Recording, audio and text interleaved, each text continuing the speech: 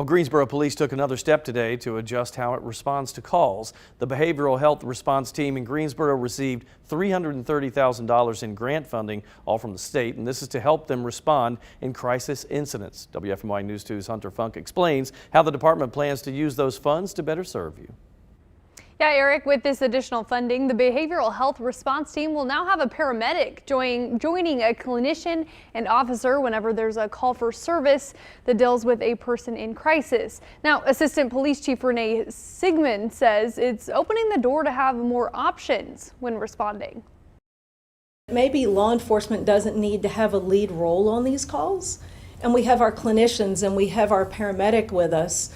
And so once we recognize the scene's safe, there's the flexibility where law enforcement can kind of back out of the scene a little bit and allow folks that are subject matter experts in those areas to really help minister and help work with the clients to get them linked up to the resources that they need.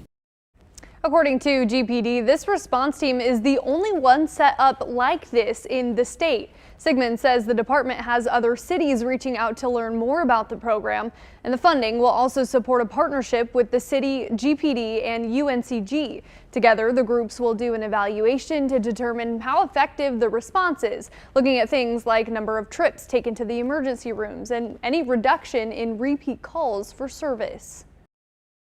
We're able to take that extra few minutes to get that de-escalation there to where we're not having to arrest the individual, or we're not having to have escalate to any type of force, because they are in a mental crisis, and these things are handled so much better by being able to talk and take the time.